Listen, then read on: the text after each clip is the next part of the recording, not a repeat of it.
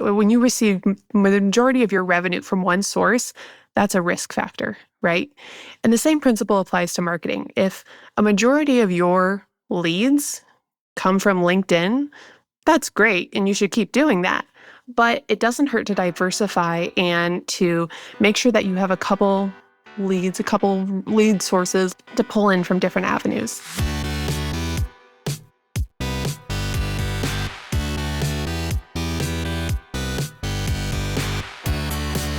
You're listening to The Successful Bookkeeper with your host, Michael Palmer. Listen each week as inspiring guests share their secrets of success to help you increase your confidence, work smarter, and build a business you love.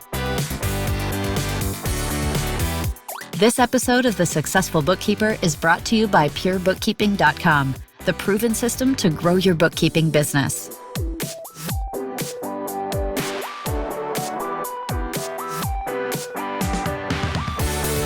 Welcome back to the Successful Bookkeeper Podcast. I'm your host, Michael Palmer, and today's show is going to be a great one. Our guest is Kristen Corey.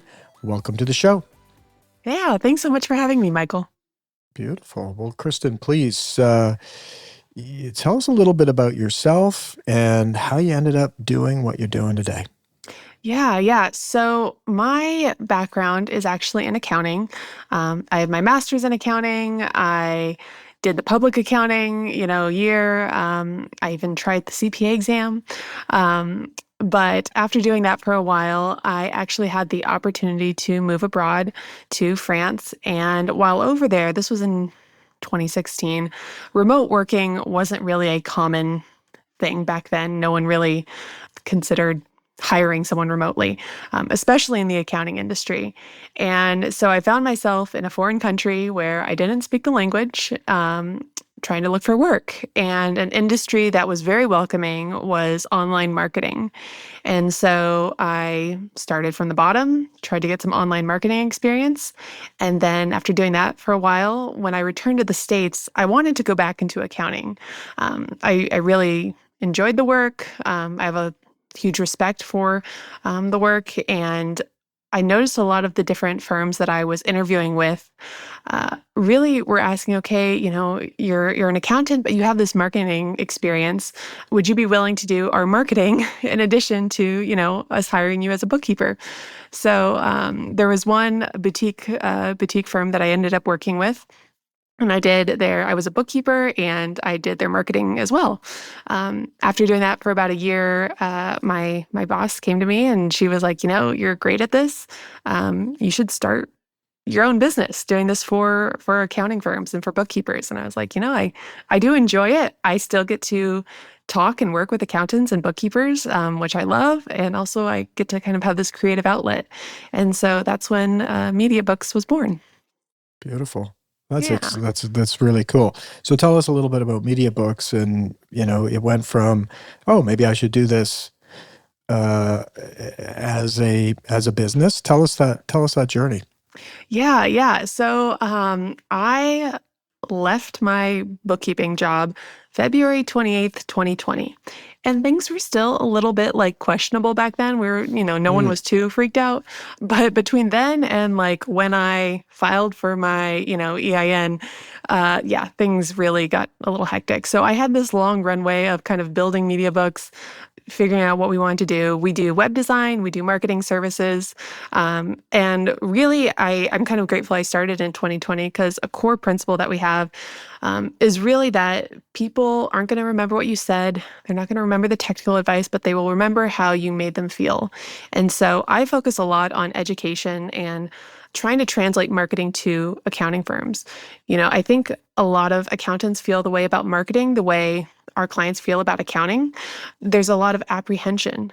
People usually don't hire an accountant or a bookkeeper, because it's easy work and, they just need to get it off their plate.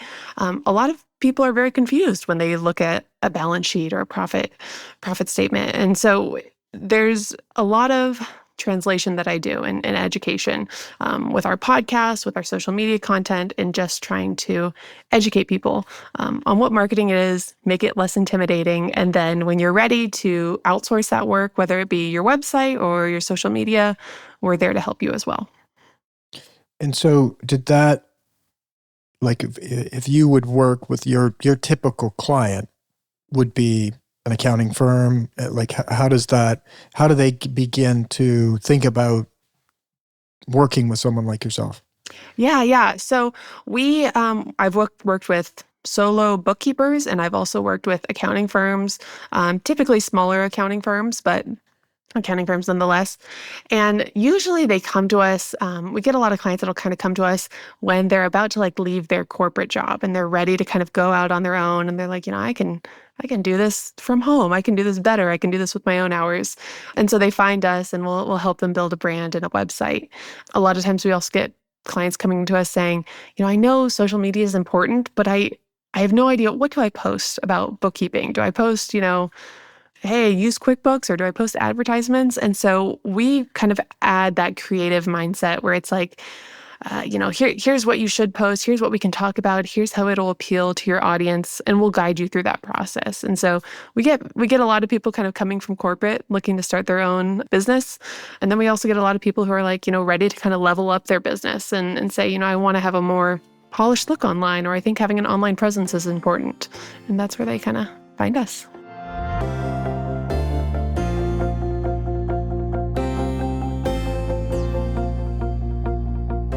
Today, the world is filled with websites. Yeah.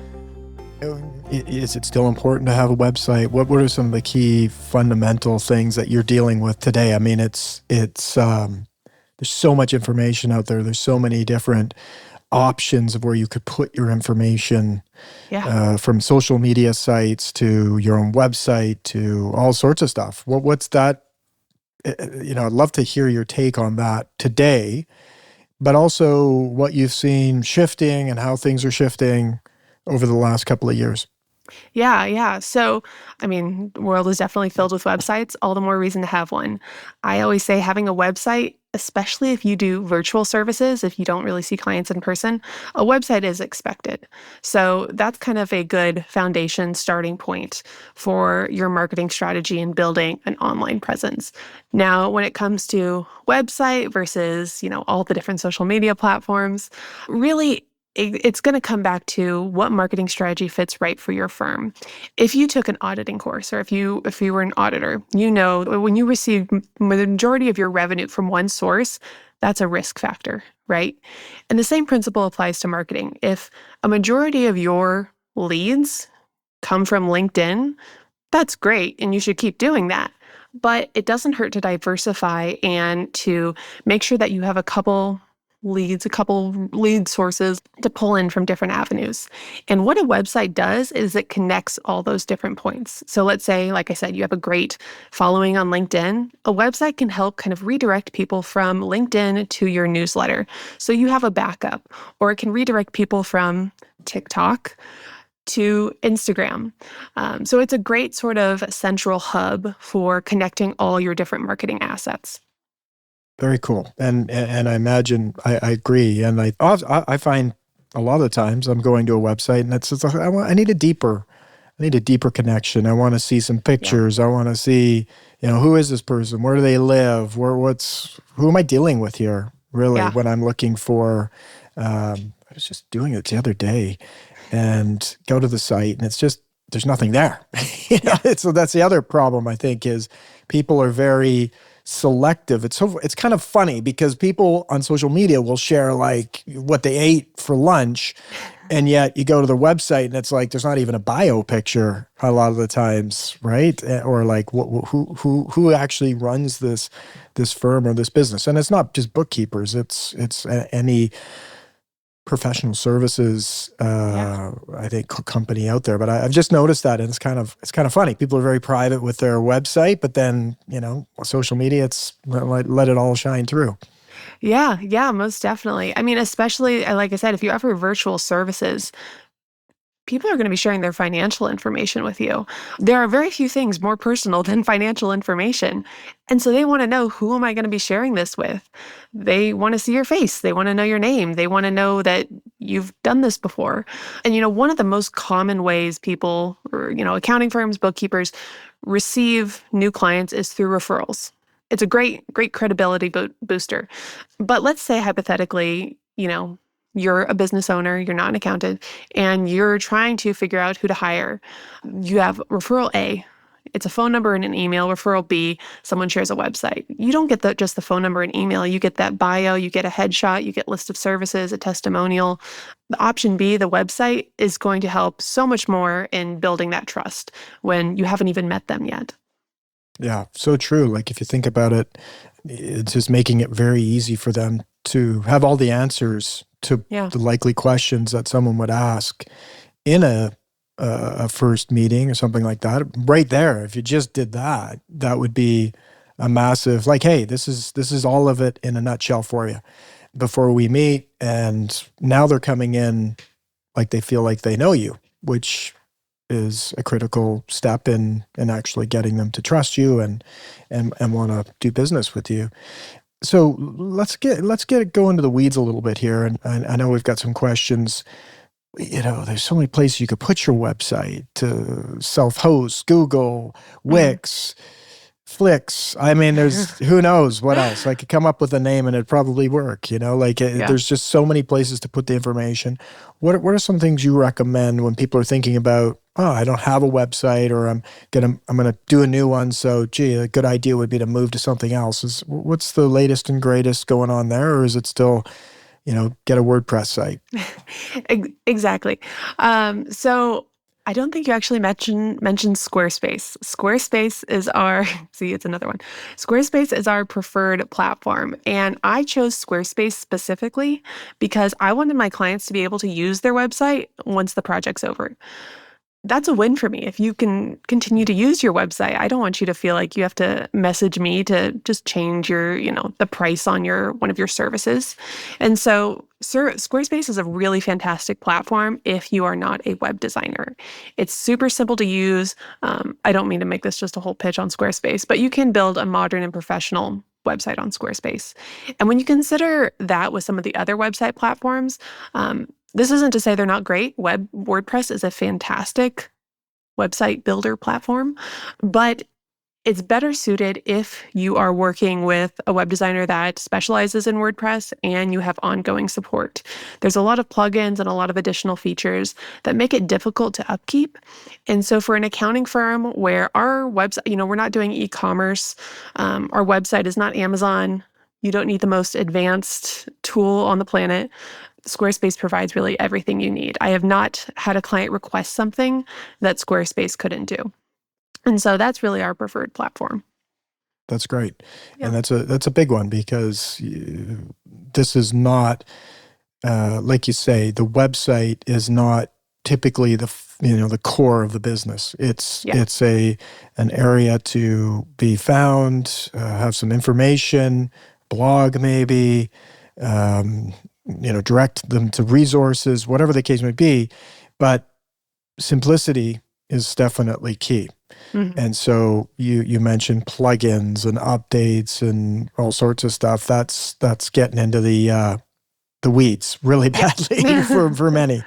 So Squarespace is a great choice. And yeah, definitely I've used Squarespace, I'm very familiar with it.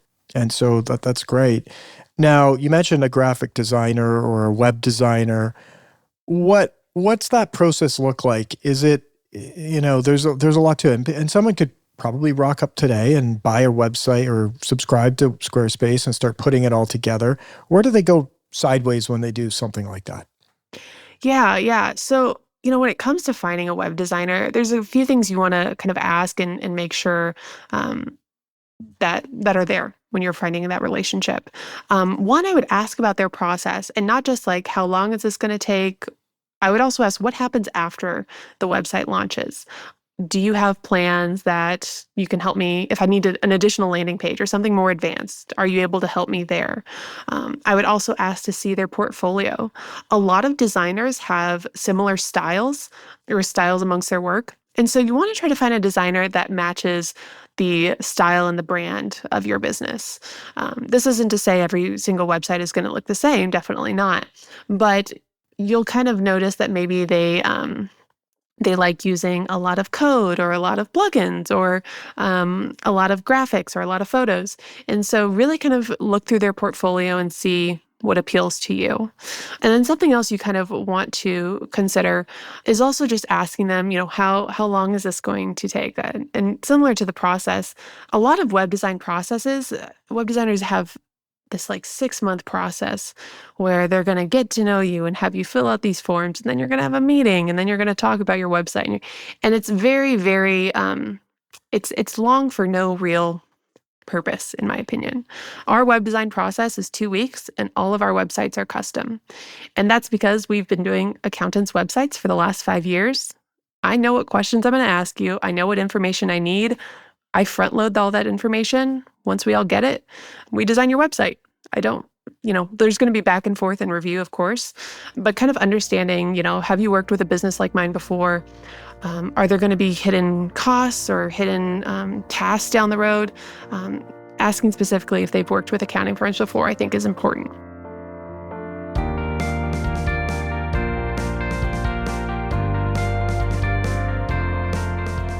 I think this is a big one because I've heard the problem before. It's like, when is this going to be done? Yeah. And also I've experienced it actually where it just dragged on and on and on. And it's easy for a vendor to push back and say, well, no, it's you didn't get me this piece or you didn't get me that piece. And like a tight 2 week, that's remarkable. 2 weeks, we go from no website or a website that needs to be improved to having something done and dusted and that they're happy with.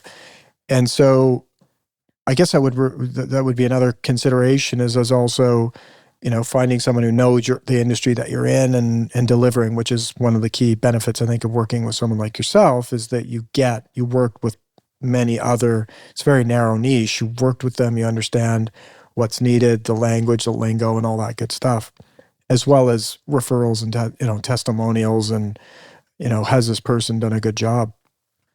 The next bit, I guess, would be like, we got a website. It'd be great if we got found. So people talked about let's see here, I'm dating myself, but 90s. Was it 90s or is it No, that's way too back. It would have been the 2000s. People, SEO. Everybody's SEO crazy. Yeah. You could totally get found and do all these magical things and have your website rank and have people gone away from that, or is that still a big thing? Is it, you're dealing with these monsters now, Google and Microsoft, and you've got AI. What's the conversation happening around search engine optimization? Yeah, so this is where the marketing industry, it's hot or cold. I'll either get canceled or there's a ton of supporters from marketers out there. SEO right now is a very debatable topic, and that's really because of AI. Right now, there's conversations, is SEO dead or do I still need to do SEO? The conversation around is SEO dead is really because, when you go to Google, you type in, I'm looking for a bookkeeper near me, AI will, pop up and give you all these results. And so there's kind of that thinking of, AI's or SEO is no longer important. But I'm also thinking, Google, I think it's over 50% of their income is from Google ads. And so if your website views go down, so does Google's ad revenue. So I don't think Google necessarily wants to kill SEO. And so that's something to consider. Some people also make the argument that SEO is actually expanding because now when you go to these different apps like ChatGPT, Perplexity, and you type in, how do I read my balance sheet? It gives you the result, but it also gives you sources. And so now people are looking into SEO as, how do I show up as a source on these apps? And so I don't think time will tell. I don't think right now we have the perfect answer, whether SEO is dead or it's going to expand. But I think it's all kind of the more reason to kind of just try to stay ahead of the curve and have a website and consider good SEO practices. And that it doesn't necessarily need to be the focus of your marketing strategy. That's also a really important point. What is your marketing strategy? Is it SEO or is it to focus on something like LinkedIn and to kind of go from there to figure out what's going to be your next move? That's a kettle of fish, isn't it? It really is. And I think you answered it really well. And just has me thinking, I rarely search on Google anymore. I use Okay. Chat Yeah. GPT on my phone. Like it's there, and there is a source, but it's so interesting when you think about the millions of pieces of information and data out there. Yeah. Trillions, really. Okay, I did it this morning. Actually, I need a light bulb Hmm. for an oven. Okay. Okay. I Oh, Googled it. yeah. Rare, but I did. And it's like, sponsored, trying to sell me a light bulb or an oven. Yeah. Yeah. I go on to Chat GPT and I just say, here's the oven model number. I need a light bulb. And it's like, it shows how to replace the light bulb instructions, right there. And then I'm Yeah. like, well, Yeah. no, I don't want that. I want to. And so like, I just said, I want to buy the light bulb. And it's like, boom, here's where you can buy the light bulb, Yeah. which is incredible, right? Like how much Yeah. time did that save me? And it's like, it's giving me, but the source, there was a source there, but it was only one source, it's like, that's remarkable. I'm sure it's pulling from multiple sources, but it decided that that was a good source. Now, I'm sure that's going to be the big frontier, or could be the big frontier is, like you said, how do you Yeah. become a source? And obviously, if we're thinking about a bookkeeping website or an accounting website, it can't just be like, here are my services. Hmm. It has to be content rich. I would imagine you start there and answering questions and providing intelligent answers for questions that might be asked, just like SEO always has Right. been. But have you heard of, or do you know, like what's the word around that? Because guess what? Google served up the ads. I said, this is garbage. I went over to ChatGPT. There were no ads. Yeah. Yeah. And so, yeah, that's not good for Google. No. No, I that's the thing. They're in an interesting spot. And like I said, I mean, there's arguments on both sides where I mean, I wish I was one of those people that could project and say what's going to happen, but I think kind of the next move beyond SEO is, oh gosh, I forgot what it's called. It's an acronym like SEO, but it's trying to get ranked in Chat GPT and AI apps as one of the sources. And so I think definitely the way you do that is going to be based off similar principles of SEO. Um, but how you do that, I mean, that sort of work is just starting, and we're just starting to see strategies on how to get listed on all these different apps. And like you said, you need to have more than just your services. You need to provide value on your website, so it goes into those AI That's apps. right. And that's a So, whole nother game. And yeah. the game I think that we're talking about, and I think the game most firms of the size that you work with and that are listening right now is not that game. It's the game of providing a rich experience for someone who's evaluating you. Maybe they found you, maybe you get ranked, maybe it's somehow the Google puts you in there. Great, that's a bonus. But if they're coming from a LinkedIn, a referral has sent them over to you, this is a place to send your prospective clients or clients to have a rich experience with you and help make you the one that they want to work with. Yeah, yeah, most definitely. I mean, that's kind of the core of just web design is creating, and SEO really is just creating a good user experience when someone comes to your website. That's right. Now, you've worked with a lot of different accountants, bookkeeping firms. What are some of the surprising, like have you been surprised around the work you do and you're going through this and it's like, oh, wow, that really works. Or, geez, when we think of it this way, it's different. What are some of those, if any, that you've come up with along the way? Yeah.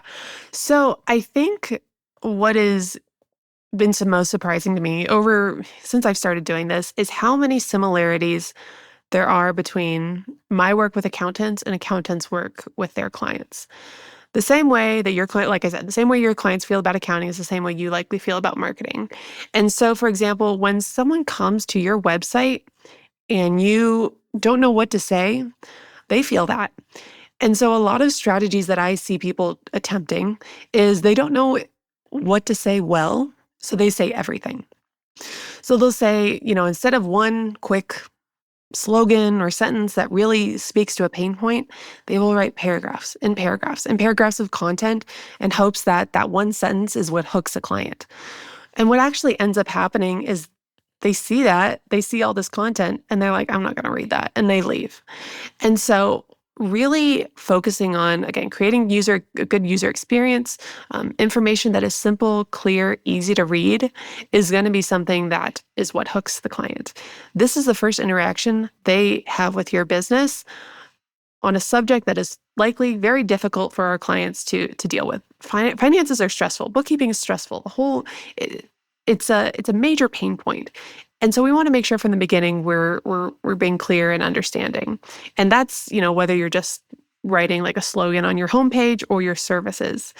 If your services list out, I do AR and AP and payroll and, sometimes advisory services, depending on these, and you're listing out basically your terms and conditions, it is overwhelming and people aren't going to read it.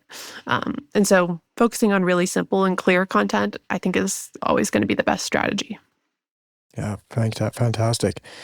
Now, what about other components of the website? Like if we're thinking about the client or prospective client, what are some features or things we could put on that website that's going to streamline things, make things better for the experience? What have been those, the top 5 things? You got to have these things. They're going to make a difference. Yeah. So, we've already talked about a few, like having your photo, your name, good information about yourself. A surprising stat is one of the most visited pages on your website is likely your about page.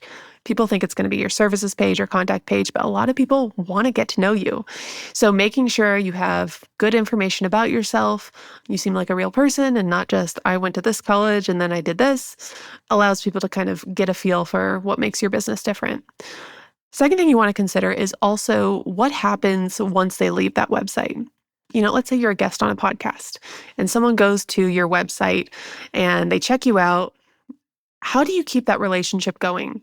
It's always a good idea to have social media links, a newsletter, YouTube link, some way that you can keep that relationship going past just visiting your website. So marketing wise, you want to make sure that you have a great way for people to kind of continue building that relationship. Very cool. Very cool. And that's also, I would imagine, that process of thinking about the relationship is, hey, do they want to do business with you? What's that pathway to actually getting on a call with you? And, how do we get in touch? Is it a phone number, an email, contact form, book a call with me, schedule a meeting? Things like that would probably be, I'd imagine, an important component. Yeah. No, that's a great point. Having clear next steps is definitely important, whether that's a contact us button, schedule a consultation with us button, your calendar. If you use, I know Calendly is a very popular app. Nearly every single scheduling app out there has a way for you to integrate it into your website. And not just putting it on your website, but always making sure those buttons and links work. And a great tool that I like is Dr. Link Checker or Dr. Link Check. And basically what you do is you just put in your website URL and it'll scan your entire website and tell you what links are broken. It's a fantastic tool. It's a great way to just make sure, you don't have a link in your footer. We always forget the footer links to double check those. I recently had a client who was in the process of a merger with another accountant. And there was a lot of moving pieces and we're adding content and we're changing buttons and trying to figure out processes. And one day I was putting around her website and I'm thinking, this flow is not working. And did we check this? Did we update that footer button? And so I just upload her website into, the Dr. Link Check. There's a ton of apps out there. That's just the one I prefer. And it spit out, one of the links in the footer is broken. And I was, able to update it. And so that's one thing I think seems obvious is, include a way for people to contact you on your website. But the next step is to continuously check it and make sure those buttons are always working. And I would say do that at least once a quarter. Absolutely. It's amazing. Things change quickly. Technology breaks. And so nothing worse than someone coming to a website and it not working. Yeah. But it happens. And this sounds like a really cool app. Dr. Link Check. If you just Google, Check. Like link checker, website link checker, there's a bunch. But that one's free. I think it checks up to 1,500 pages on your website. Wow. Which sounds like a lot. But yeah, over time, yeah, you'll definitely hit that. I think my website hit that, but I like playing around with that stuff. That's right. So You've built a lot of pages. That's incredible. That's incredible.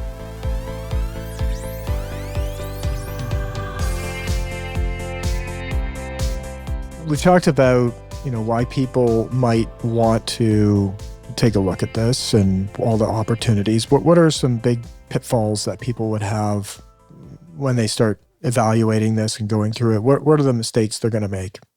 yeah, so when you're kind of trying to figure out a website, a brand, your entire marketing strategy, I think a common pitfall is looking and just kind of copying what other people are doing and not really focusing on sort of the processes or the services that you want to do and who you want to do it with. And so sometimes when we're building our website, we think I need to be super professional or I need to have it all figured out. And it's okay to kind of take your time, figure out your services, pick a niche, figure out what works for them. And your website is going to be a living, breathing thing that changes over the course of your business. I was changing my website last night. I wanted to change up some copy.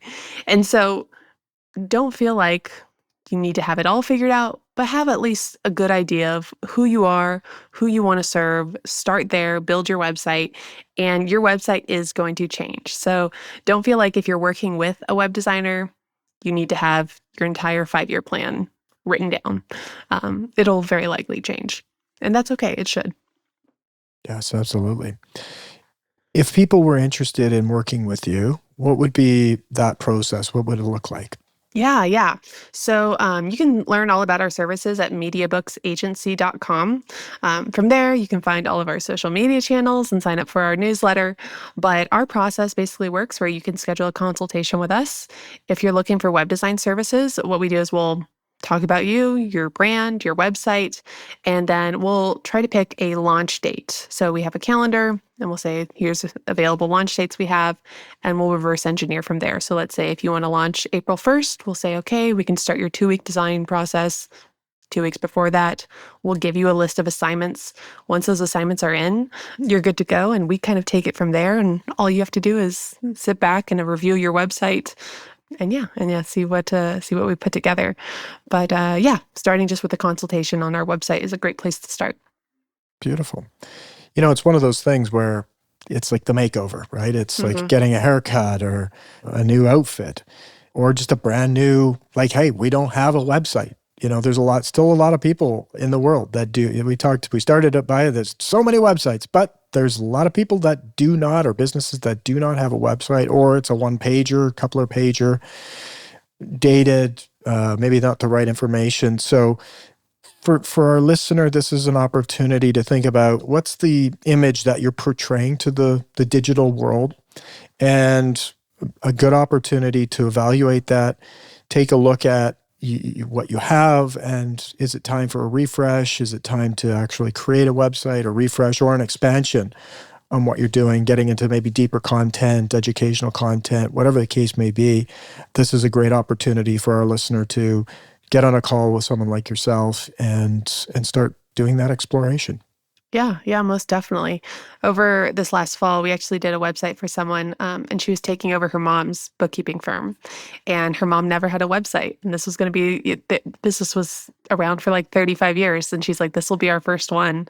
Wow. And it's a beautiful story to tell, like on their website, the family story, the daughter's taking over, the grandson's involved, and I think a lot of people resonate with that story.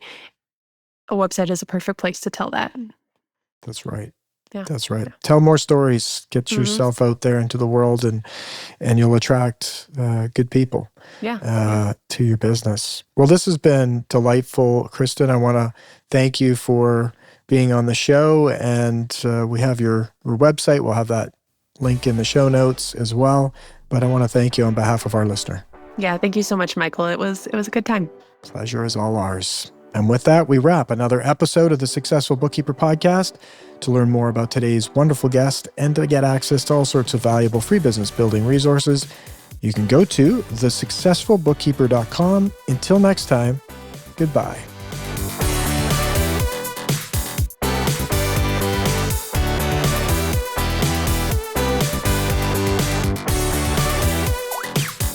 You've been listening to The Successful Bookkeeper with Michael Palmer. For more information and to download the resources mentioned in this episode, please visit us at thesuccessfulbookkeeper.com. Thank you for listening.